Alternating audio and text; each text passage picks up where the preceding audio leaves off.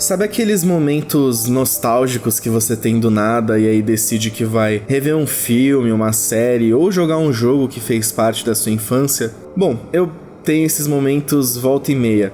Apesar de não lembrar muito da minha infância, na verdade eu acabo lembrando mais da minha pré-adolescência ou adolescência, assim. Muita gente da minha idade diz que tem bastante nostalgia com PlayStation 2, e alguns um pouco mais velhos dizem que é com PlayStation 1 ou Nintendo 64. E faz sentido, o PlayStation 2 especificamente foi um console muito presente aqui no Brasil. Tanto que eu tive um desses lá em 2007, quando o PlayStation 3 já tava há 1 ano no mercado. Mas o lance é que eu só tinha 5 anos em 2007, então eu não tenho muitas memórias desse console, a não ser de, sei lá, assistir o meu pai jogando God of War 2, ou da gente jogando PES 2000 e sei lá quanto, e sendo humilhado por ele diversas vezes nas partidas. E eu lembro também de um jogo muito massa do Speed Racer, que eu fui rever umas gameplays recentemente e fiquei impressionado com o quanto ele era bom. Revisitar alguns desses jogos e descobrir o quanto eles envelheceram bem é uma coisa muito satisfatória, assim, de verdade. Mas infelizmente eu era muito burro pra jogar esse jogo, então acabava que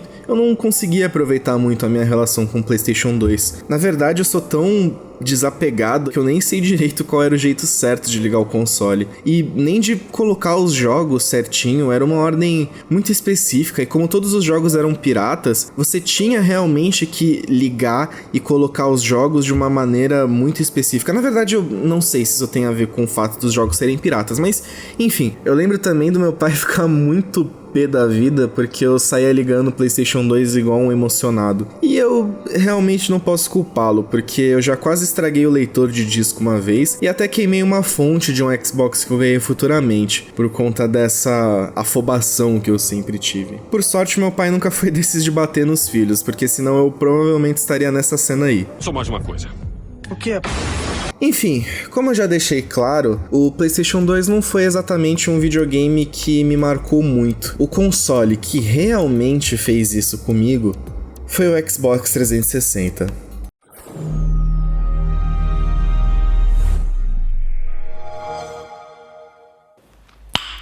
Nice.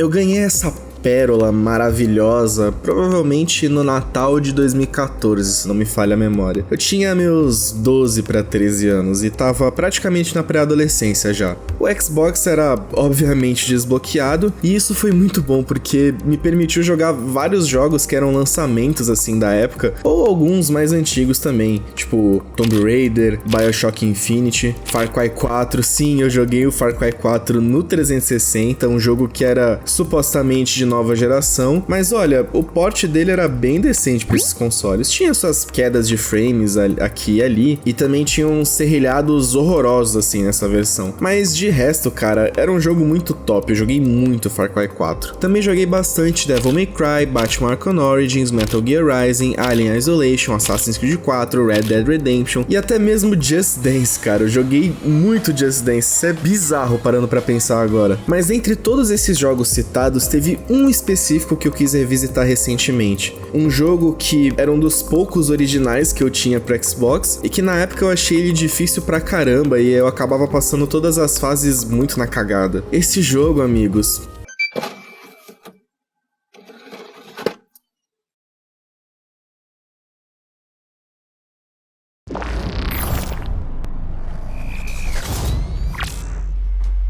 Splinter Cell Blacklist. É engraçado porque, curiosamente, eu revisitei o game depois de 10 anos do seu lançamento. Só que eu nem sabia dessa informação direito. A verdade é que o que me fez ter vontade de jogar Splinter Cell Blacklist depois de tanto tempo foi o canal Critical Nobody, que analisou todos os games da franquia Splinter Cell em um vídeo só. Esse vídeo que é, nossa, excelente por sinal, mas infelizmente não tem legendas em português. A não ser que você traduza as legendas automáticas no YouTube, mas eu não recomendo muito. Ainda mais porque o Critical fala muito rápido e as legendas acabam se embananando bastante. Mas, pra quem quiser, tá aí na descrição do vídeo. E ele me fez lembrar que há um bom tempo atrás eu comprei um pack com todos os jogos do Splinter Cell por uns R$100 ou menos na loja da Ubisoft. Então eu decidi que iria jogar todos os games, assim como ele fez no vídeo. Só que isso foi há uns 6 meses atrás e até então eu tô prestes a zerar o primeiro Splinter Cell só. Eu já dei uma jogada no Double Agent, no Conviction também, mas são jogos que eu experimentei no Xbox 360, eu não joguei no PC. Aliás, ainda bem, né, porque pelo visto o port do Double Agent é complicado. Mas eu ainda tava com bastante vontade de jogar Splinter Cell, eu só não tava com muito tempo ou paciência pra jogar os primeiros, que são os mais difíceis, entre aspas, apesar de não ser tão difícil quanto parece, mas eles, sem sombra de dúvida, são os que demandam mais tempo e mais paciência também. E pra uma pessoa que trabalha e faz faculdade ao mesmo tempo, não é como se eu tivesse muito tempo pra ficar perdendo tempo com o joguinho. Então, pra dar uma desestressada e passar um pouco da minha vontade também, eu decidi baixar o Blacklist, porque é o jogo que eu mais conheço e ainda servia como um desafio pessoal pra eu vingar o meu eu do passado, que passou meses tentando zerar esse jogo lá em 2014. E assim,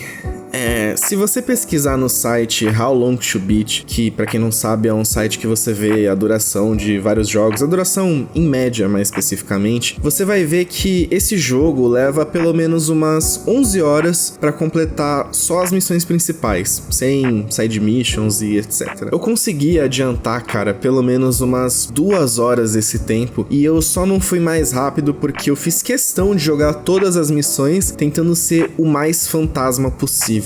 Eu absolutamente comi esse jogo com farinha, meu parceiro. E é realmente um jogo muito bacana e muito divertido, mas muito simplificado nas suas mecânicas de stealth, o que acabou prejudicando bastante o game na época, junto com outros fatores, e acabou não vendendo tanto quanto a Ubisoft esperava, deixando a franquia na geladeira por um bom tempo, até anunciarem um remake do primeiro jogo, que tá uma incógnita, tá pior que o remake do Prince of Persia Sands of Time, basicamente. O que sinceramente é uma pena, porque apesar de Splinter Cell Blacklist não ser exatamente o melhor Splinter Cell de todos, ou uma obra-prima dos games de stealth, ele ainda é, na minha opinião, um ótimo jogo e, mais especificamente, o último grande jogo da Ubisoft.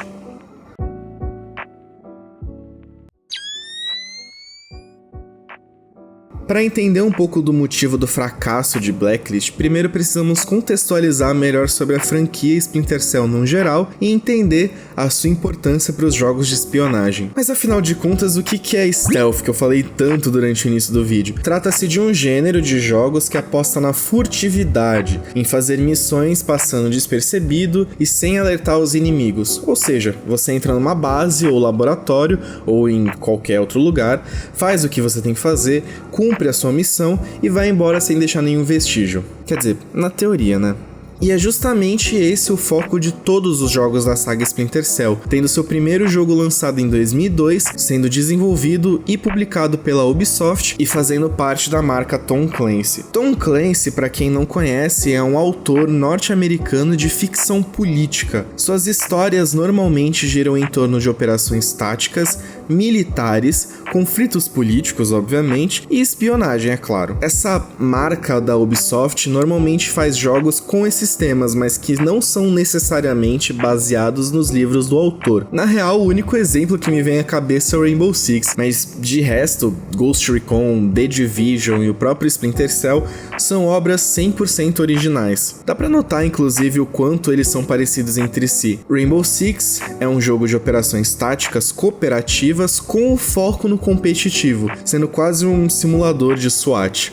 Ghost Recon também é um jogo de operações táticas, mas com o foco 100% no cooperativo. E The Division é um jogo cooperativo com elementos de PVP e que é baseado em operações militares, tanto que ele é o mais focado na ação e menos na estratégia. Agora, Splinter Cell, apesar de ter a mesma identidade Tom Clancy dos outros jogos, ele é o que mais se diferencia entre todos. Ele é o único que oferece um modo single player e um modo cooperativo 100% jogáveis e focados no stealth, além de um modo multiplayer competitivo chamado Spies vs Mercs, que combina mecânicas de espionagem com um jogo de tiro. É quase um modo stealth versus shooter, praticamente. E sempre que eu me pego reparando nesse detalhe, eu fico muito impressionado. Me faz lembrar de uma época em que a Ubisoft ainda diversificava suas franquias e fazia de tudo para que cada jogo fosse uma experiência única e completa. Splinter Cell foi essencial para tornar o gênero stealth mais rico, mostrando o quanto ele poderia ser bem trabalhado e expandido, e não tratado como um subgênero tapa-buraco, tornando essa uma das maiores sagas de stealth de todos os tempos,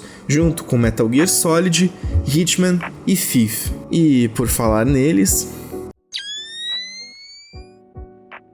Sim, eu sei, existem várias discussões bobas sobre qual é o melhor, e todas essas tretas de fanboy que tratam videogame como se fosse algum time de futebol ou coisa do tipo. Eu entendo que isso é algo natural e que pode até ser divertido em alguns casos, mas uma coisa que nunca fez muito sentido é tentar comparar os jogos dentro dessas discussões, sendo que eles são muito diferentes entre si. Vamos pegar o caso de rivalidade mais famosa dentro do gênero, Metal Gear Solid e Splinter Cell. Muita gente acha que esses jogos são contrapartes um do outro, com a única diferença sendo supostamente o choque cultural entre eles. Isso não poderia estar mais errado, porque sim, Metal Gear e Splinter Cell têm pontos em comum. Ambos possuem tramas de ficção política, com protagonistas que são super espiões invencíveis e que ainda por cima acabaram representando, mesmo que sem querer em alguns casos, os consoles rivais da sexta geração, o Xbox e o PlayStation 2. Mas mesmo esses pontos possuem várias divergências. Por mais que Metal Gear Solid tenha uma trama política, ela também possui muitos elementos de ação,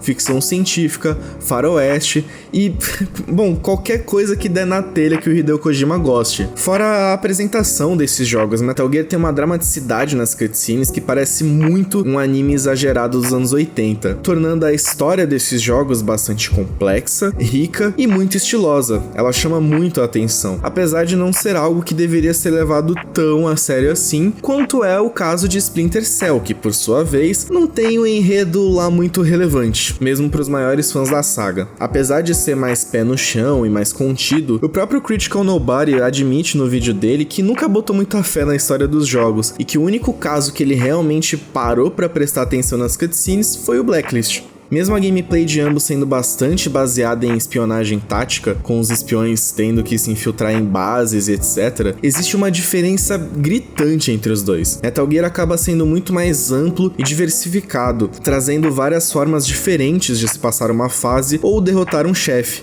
Aliás, isso por si só já diferencia muito Metal Gear dos outros games. Ele tem batalhas contra chefes, mano, com barra de vida e tudo, parece um jogo de hack and slash. E a graça nesses jogos tá justamente na exploração e no fato de que você a qualquer momento pode descobrir um easter egg aleatório, que pode servir como solução para aquela fase ou para aquele chefe. Essa é a base de Metal Gear. É um jogo que você pode dar cambalhota, pirueta e até um mergulho, tanto para fugir de certas situações, quanto para desacordar os inimigos. Existe toda uma plasticidade e uma dinâmica dentro de Metal Gear, que é bem diferente do caso de Splinter Cell, que mantém uma postura mais realista e mais contida. O jogo é muito mais pé no chão. Ele não tem o mesmo senso de humor auto-paródia de Metal Gear, em que você pode usar uma caixa de papelão com um pôster de uma gostosa para distrair os inimigos. Em Splinter Cell, o jogo quer que você faça tudo com tanta cautela que no PC o jogo te dá a opção de controlar a velocidade dos passos do protagonista com a roda do mouse, tanto que tem essa informação na HUD do game,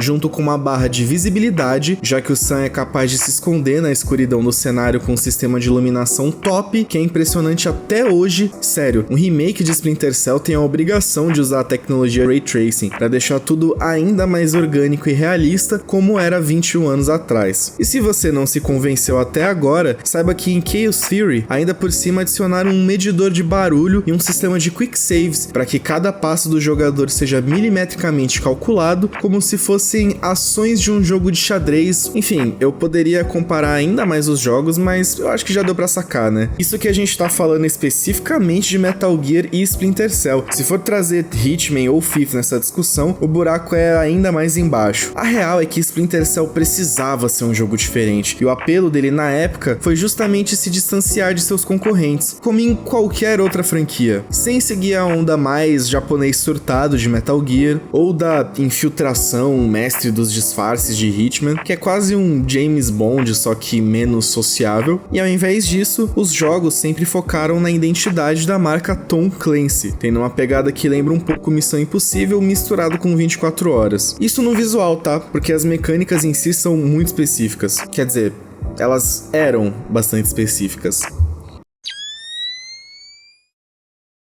Apesar do primeiro jogo trazer várias inovações para o gênero stealth, todas essas novidades foram realmente lapidadas a partir do terceiro jogo da franquia, ou segundo caso você tenha comprado o pack da Ubisoft. Splinter Cell Chaos Theory,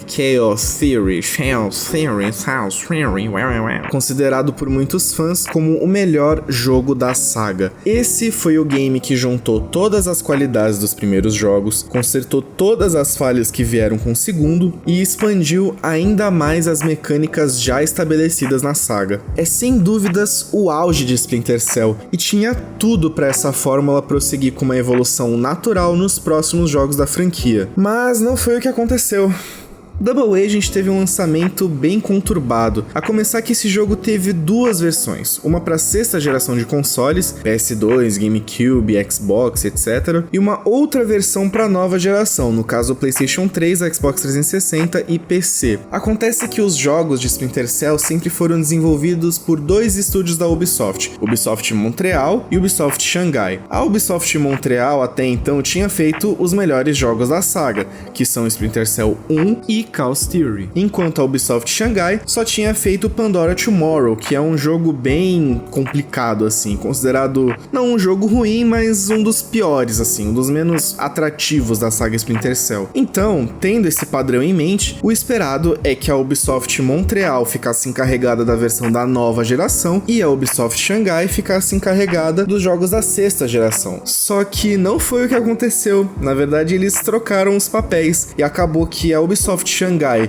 que era menos experiente, ficou com um projeto mais complicado de se fazer, enquanto a Ubisoft Montreal ficou com um projeto mais limitado para se fazer. E acabou que hoje em dia nós temos duas versões do mesmo jogo, em que muita gente jura de pé junto que a versão de PlayStation 2 e Xbox é melhor do que a versão de PS3 e Xbox 360. Bom, pelo menos a de Xbox 360 e de PS3 ainda são jogáveis, porque a de PC nem isso é. Então essa inversão acabou prejudicando muito a experiência e forçou a Ubisoft a renovar totalmente a saga no próximo jogo, que foi sair depois de 4 anos. O que, se você parar pra pensar, é bem inusitado vindo da Ubisoft, mesmo com Splinter Cell, já que os jogos tinham um lançamento de praticamente um ano sim e um ano não, sabe? Então demorar 4 anos pra fazer um outro jogo é porque eles realmente estavam se esforçando pra fazer uma coisa diferente.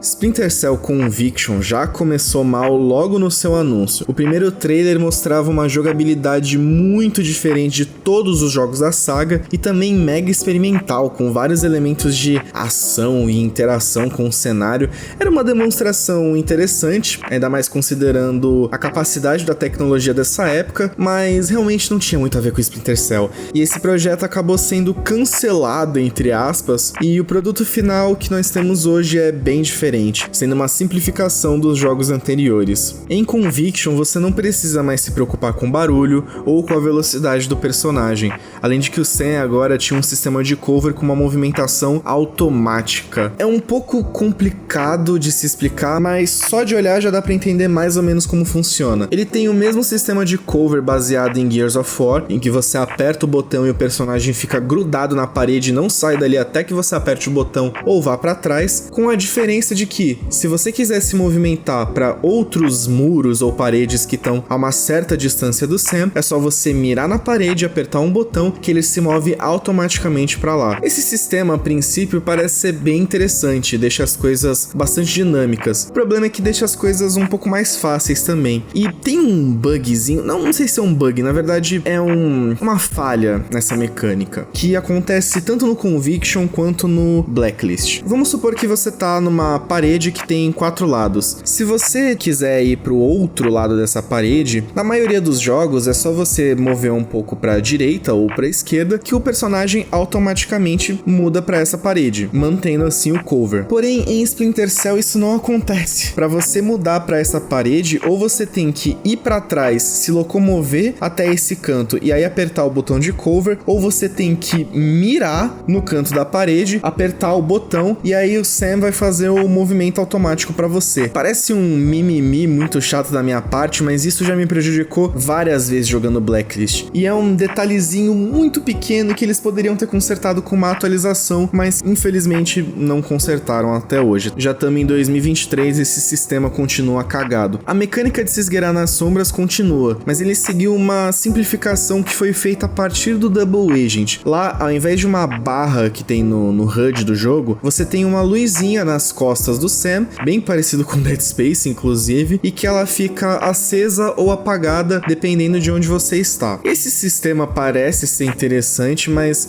na verdade ele é bem problemático. Primeiro que no Double Agent ele era muito bugado e não dava pra saber muito bem quando você estava realmente camuflado ou não naquele jogo. Os jogos antigos te davam uma informação mais detalhada sobre a sua visibilidade e a barra servia quase como uma porcentagem da sua camuflagem, sabe? E transformar tudo isso num sistema de tô te vendo, não tô te vendo, ficou bem estranho. No Conviction, eles mudaram ainda mais esse sistema e agora o jogo, quando você tá no escuro, ele fica todo em preto e branco. E conforme você vai ficando visível à luz, o jogo vai gradativamente ganhando cores. É um sistema interessante, deixou o visual do jogo bem maneiro, mas sei lá, eu ainda prefiro o sistema dos jogos antigos. O Splinter Cell Conviction ainda conseguiu pecar em mais um ponto, que foi o seu foco bizarro na ação, que também já havia acontecido em Double Agent, mas aqui em Conviction, o Sam Fisher, por conta da história do jogo, tava parecendo muito mais o justiceiro do que realmente um mega espião da Third Echelon, sabe? E beleza, a ideia na época era realmente mudar as coisas pra ver se a franquia dava uma revigorada. Conviction ousou bastante em tentar uma proposta diferente, mas acabou não agradando muito os fãs da saga e acabou se tornando o jogo mais infame da mesma, o que infelizmente afetou bastante a sua sequência, Splinter Cell Blacklist.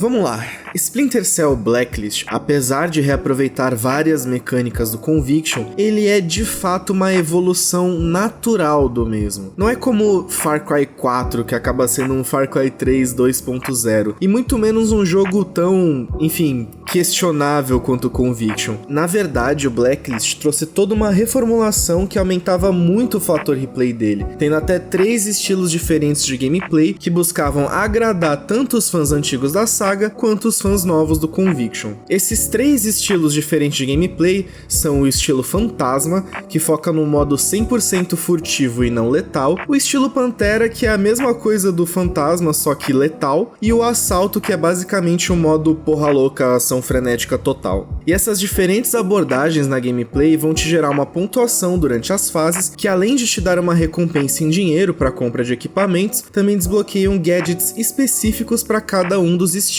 Ou seja, ele é um jogo que se molda à própria maneira de jogá-lo, é um bagulho inacreditável de bom. Ele também voltou com as cores, sem mais aquele visual Sin City durante as fases, e também trouxe uma história um pouco mais presente, com personagens mais envolventes e cutscenes realmente muito bacanas. A única polêmica que o jogo se envolveu lá fora é que o Sam Fisher nesse jogo não ia ser dublado pelo grande Michael Ironside, que é basicamente a voz principal dele desde o primeiro jogo da saga. Acontece que o Michael não pôde participar por conta de problemas de saúde, então isso não é culpa nem do jogo e nem do ator, na verdade não é culpa de ninguém, mas muita gente lá nos Estados Unidos acabou se incomodando e não curtiu muito a nova dublagem do jogo. Aqui no Brasil isso não fez muita diferença pra gente, porque o jogo veio dublado pela primeira vez na história e a dublagem do jogo é bem bacana, tem algumas vozes que não combinam, que são meio estranhas, mas no geral ela é bem decente, dá pra jogar o jogo em português tranquilamente. Em alguns casos eu até prefiro do que jogar em inglês, inclusive. Enfim, depois de tudo isso, deu pra ver que Splinter Cell Blacklist é uma experiência muito completa, assim como era no início da saga e assim como eram os jogos da Ubisoft de antigamente, e traz consigo uma experiência bastante balanceada tanto pra quem nunca jogou stealth na vida, como era o meu caso lá em 2014, quanto pra fãs veteranos do gênero. E isso é sempre muito válido de deixar claro aqui, nem todo jogo precisa precisa ser uma experiência hardcore. O Blacklist acerta muito bem nisso, oferecendo diferentes dificuldades para que cada jogador possa escolher o nível de desafio adequado para ele. Então, quando eu rejoguei, eu achei fácil, mas eu posso muito bem jogar o jogo no difícil também. E é isso,